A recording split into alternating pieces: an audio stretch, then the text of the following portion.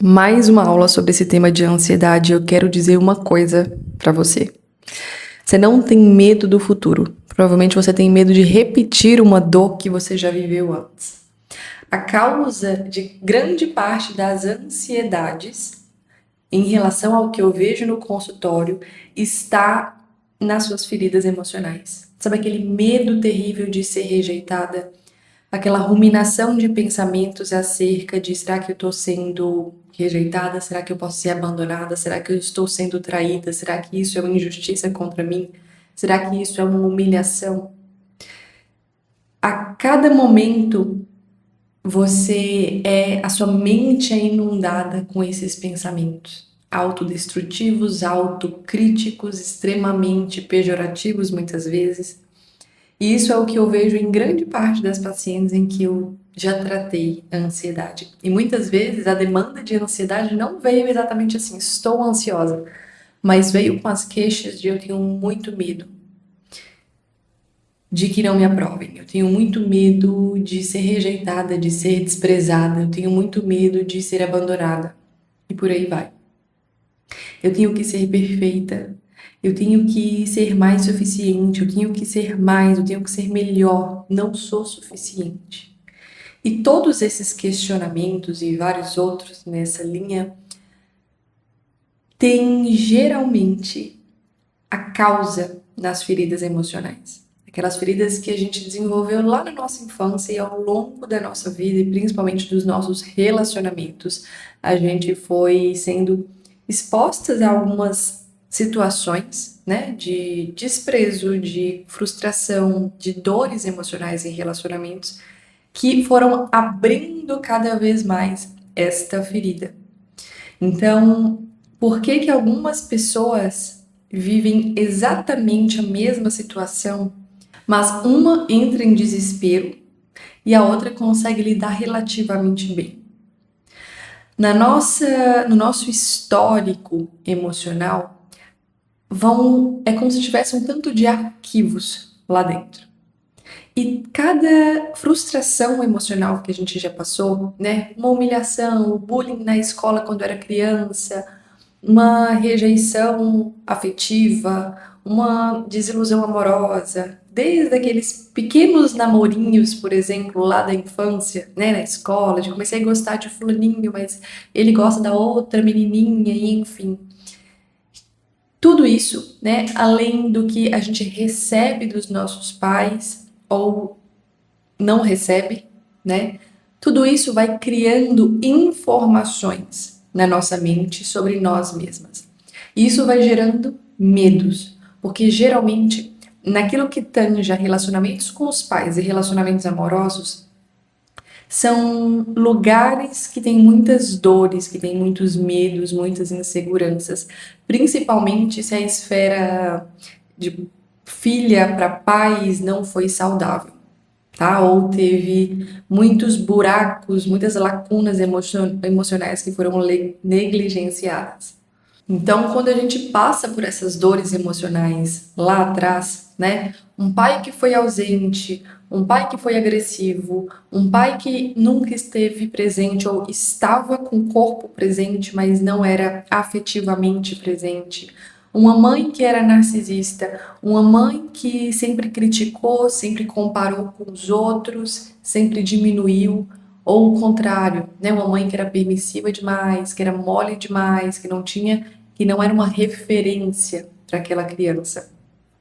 Qualquer um dos extremos quando a gente fala de criação dos filhos e que não une dois critérios básicos, que é autoridade e afetividade, né? Esses dois precisam estarem conciliados para que a criação de um filho, para que ele tenha um contorno emocional fechado, para que ele tenha o contorno do caráter dele formado.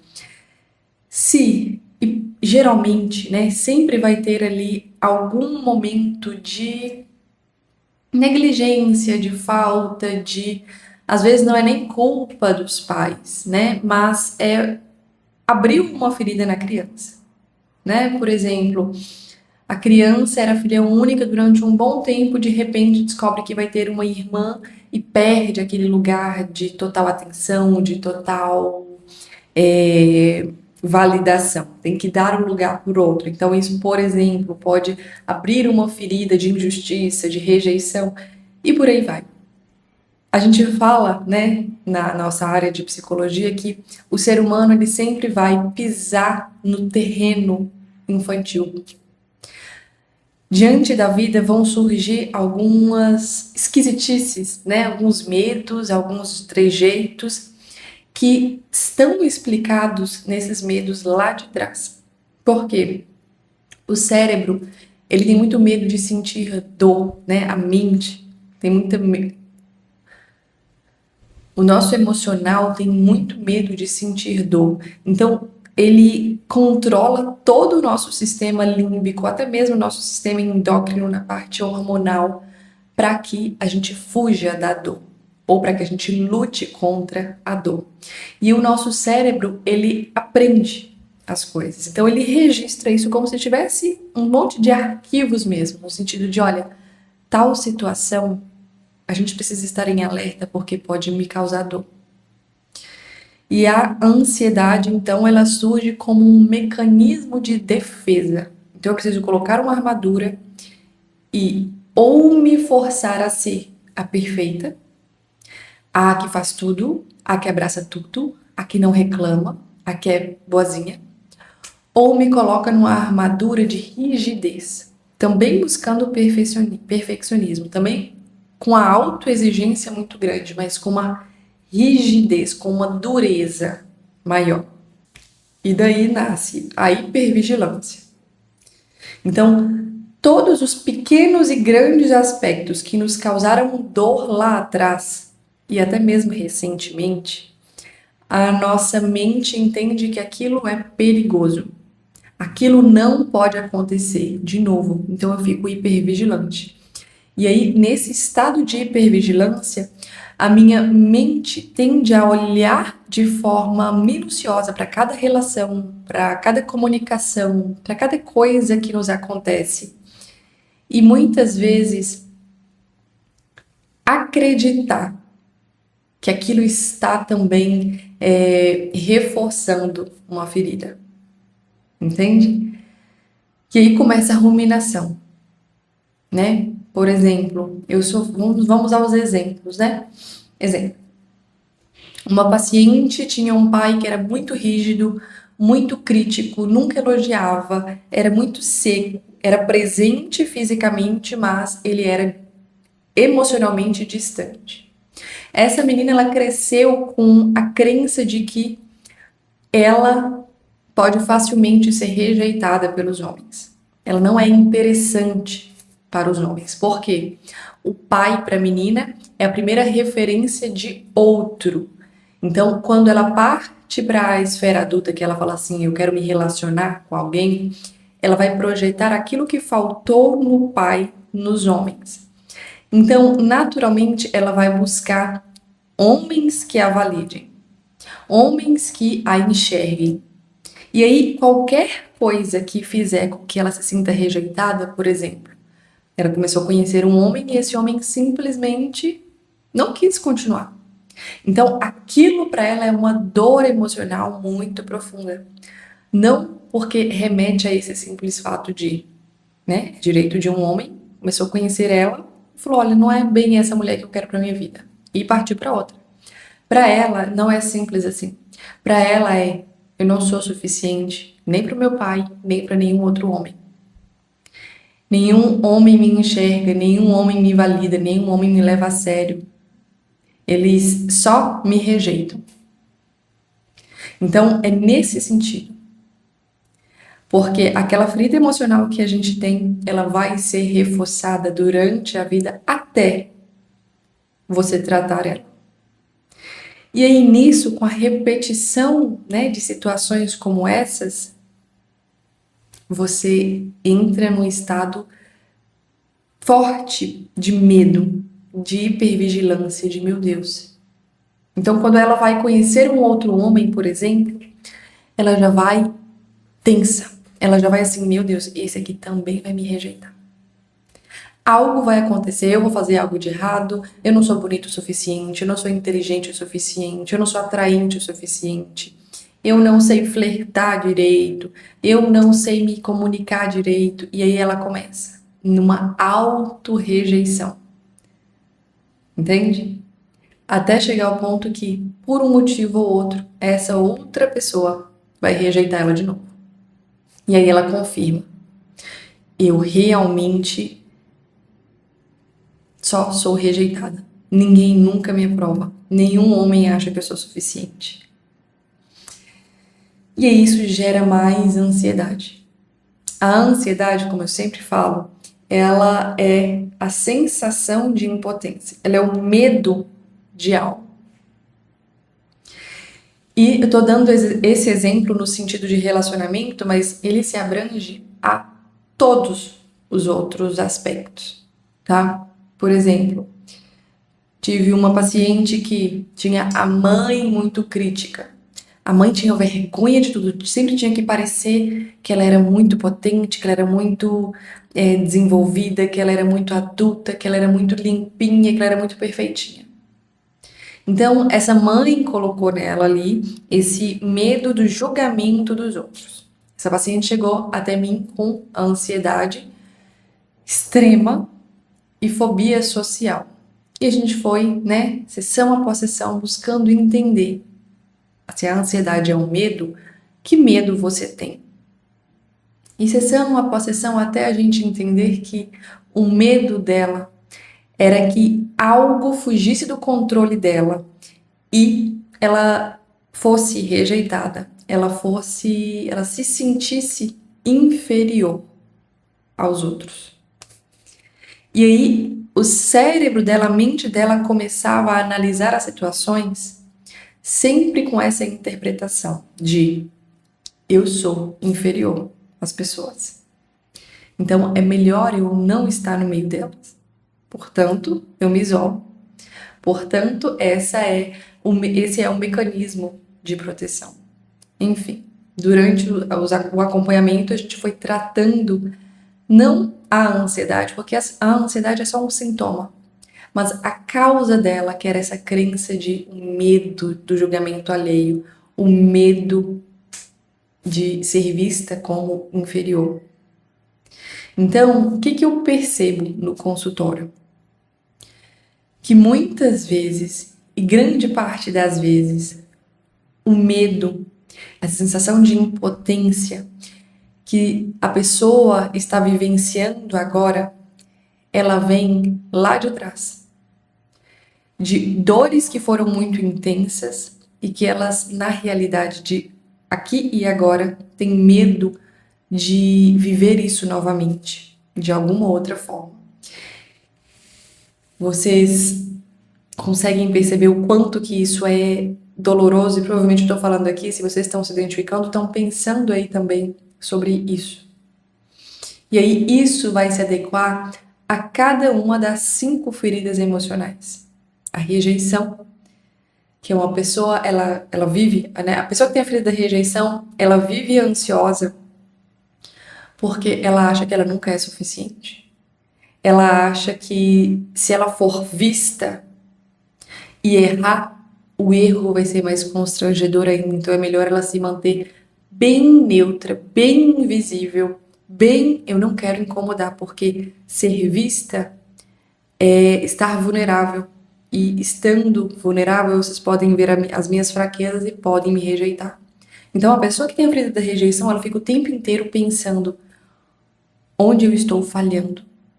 O que eu fiz, o que eu falei, como eu vesti, como eu me posicionei, como eu que pode ser interpretado pelo outro como inadequado, como feio, como ridículo, como digno de rejeição. E ela fica nesse looping mental. Pensa quanto é sofrido isso, enquanto a pessoa não tratar. A ferida do abandono, a pessoa, ela já age, né, a pessoa que tem a ferida do abandono a princípio, né, antes da continuidade, a pessoa que tem a ferida do abandono, ela tem uma defesa, que é se infantilizar para não ser abandonada. É como se ela dissesse para o outro: olha só como eu sou frágil, olha só como eu preciso de você, você não pode me abandonar. Então, são pessoas que têm uma tendência a mais de manipulação, de chantagem emocional, porque ela tem muito medo do abandono. Então, se uma pessoa, por exemplo, uma amiga, fica uns dias sem falar, ou se o marido tá um pouco mais distante porque está preocupado com o trabalho, ou se alguém demora a responder para ela, já vem uma resposta clara de: essa pessoa está me abandonando, essa pessoa já não está mais presente como antes, eu vou ser abandonada de novo. E aí vem todo o turbilhão. E no caso do abandonado, né, da pessoa que tem a ferida do abandono, ele tem a tendência à impulsividade, porque pela ansiedade ela quer respostas rápidas, então ela tem que ter certeza logo de que eu não vou ser abandonada. E aí gera uma discussão, gera um desentendimento, começam jogos, até você olhar para o relacionamento e ver um caos, né? A ferida da injustiça. Por que ela gera ansiedade? Porque aquele que tem a ferida da injustiça, ele tem a tendência a ser perfeccionista. Ele acha que se ele for perfeito, se ele for todo metódicozinho, se ele fizer tudo certinho, ele vai ser aceito. Ele vai ser aplaudido. E ele tem muito medo de errar por algo que ele não fez. Então, tudo que ele vai fazer, ele vai tentar fazer de uma maneira muito excelente. Só que, é claro, todo excesso demonstra uma falta. E o injustiçado, ele tem a necessidade de controlar tudo. Ele é muito rígido, ele é muito durão, ele é perfeccionista. Percebe que a ansiedade segue sendo um sintoma? Porque ele também tem uma certa necessidade de ser Deus, né? Ele é o justo. Ele é muito exigente com ele mesmo e com o outro. Então, até ele entender que ele não tem controle de tudo, ele vai ter que amadurecer um pouco para parar de sofrer com a ansiedade. Aí depois vem, por exemplo, a ferida da traição. Se vocês quiserem, depois eu posso aprofundar mais nessas 5 feridas aqui. Mas é porque hoje a gente está falando nessa série aqui mais sobre a ansiedade mesmo. Mas seguindo, a ferida da traição, né? Aquele que tem a ferida da traição, ele tem uma necessidade muito, muito alta de controle e dificuldade de confiar e necessidade de garantias. Então, é uma pessoa que tende a testar mais, tende a achar que precisa estar vigiando o outro o tempo inteiro, que tem que controlar tudo porque o maior medo dele é a traição. E nesse sentido aqui das feridas, quando a gente fala, né, o abandonado, o rejeitado, o injustiçado, o traído, não quer dizer que essa pessoa tenha passado literalmente por isso. Ela pode ter sentido isso e a mente interpreta isso como uma verdade. Entende? Então ela não precisa literalmente ter sido abandonada pelos pais, mas se em algum momento ela se sentiu abandonada e depois isso foi sendo reforçado com outras situações, cria a ferida nela, tá? Então, por exemplo, a pessoa que tem a traição, ela fica o tempo inteiro nessa ânsia também do excesso de controle, né? Eu tenho que controlar onde o outro vai, com quem o outro fala, o que o outro tá pensando, o que o outro tá vendo no celular, porque eu não posso passar por uma traição ou me sentir traído novamente. E tudo isso é uma falta de aceitação da nossa impotência. Perceba que a ansiedade, ela não surge do nada. Ela é uma tentativa profunda do nosso emocional de impedir que aquela dor que a gente viveu seja real outra vez. Então, é como se todo o nosso sistema, principalmente o sistema límbico e o sistema endócrino, eles entrassem em colapso só de pensar em passar por aquela dor novamente, de pensar em passar por aquela dor da rejeição, do abandono, da traição, da injustiça, da humilhação. Não existe eu sou ansiosa e não sei por quê. E a gente precisa aprender a dar nome às coisas. Porque se eu falo não sei, só sou ansiosa porque tá na moda falar que eu sou ansiosa, eu sou sempre ansiosa, eu sou muito ansiosa. Enquanto você ficar no eu não sei por que eu sou ansiosa, só sei que eu sou ansiosa, só sei que eu fico o tempo inteiro ofegante, o tempo inteiro com taquicardia, ou eu fico o tempo inteiro sem conseguir parar, sem conseguir respirar, sem conseguir não estar fazendo nada, ou o contrário, eu sou a pessoa que paralisa e não consegue sair do lugar. Eu tenho uma lista de tarefas para fazer, mas eu vivo procrastinando, ou porque eu tenho uma necessidade de ser perfeita naquilo, e eu sei que eu não vou ser, ou porque eu tenho muito medo de tomar as decisões que eu tenho que tomar para executar aquelas tarefas. A ansiedade, ela não é só essa desorganização cognitiva, ela é mais profunda. O problema é que a ansiedade foi uma defesa que a mente criou para te tranquilizar da dor. O problema é que aquilo que um dia te protegeu, hoje está te aprisionando. Então, se você tentar tratar a ansiedade só por esse viés cognitivo, comportamental, sem olhar para a dor que causa ela, é como se você estivesse de frente a uma árvore que ela está seca, ela já está infértil. E você fala, tem algo de muito errado com essa árvore. Então eu vou fazer o quê? Eu vou tirar todas as folhas dela. E não é na copa da árvore que se resolve o problema. Ali é só o sintoma. A raiz dela que precisa ser remediada. E é nessa raiz que estão as verdadeiras causas das nossas feridas emocionais. E é para lá que a gente tem que olhar. Sempre com um olhar de autorresponsabilidade, não de querer terceirizar a culpa para o pai, para a mãe, para os ex-namorados, para as frustrações amorosas que eu tive. Foi aquele ex que foi o culpado, foi aquele chefe que foi o culpado, foi aquela pessoa. Não. Tem muitas situações mais graves que acontecem na vida de muitas pessoas, né? Como agressões graves, abusos, que de fato há culpados. Mas enquanto a gente tem ódio daquelas pessoas, esse ódio nos amarra a elas. O perdão é mais para você do que para o outro. De toda forma, a gente tem que buscar diante daquilo que é da minha responsabilidade agora.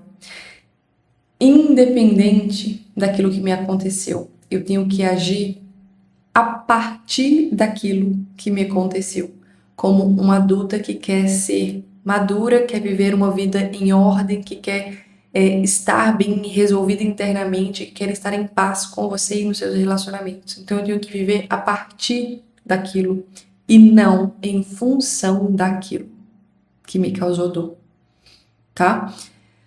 Bom, como já sabem, eu sou graduada em psicologia, atendo como psicoterapeuta, tenho uma comunidade chamada Postura de Mulher, onde eu falo lá sobre relacionamento, feminilidade, maturidade, desenvolvimento feminino. E para quem é aqui de São José dos Campos, também tem um clube chamado The Womans, que é um clube de desenvolvimento feminino e network. Se vocês estiverem por aqui, entrem no grupo, tá? E, além do mais, se você se identificou com esse vídeo e entendeu que, olha, realmente tem coisas aí que eu preciso tratar para curar, para solucionar a minha ansiedade, se quiser a minha ajuda, eu estou disposta e eu tenho certeza que eu posso te ajudar, tá? Até o próximo vídeo.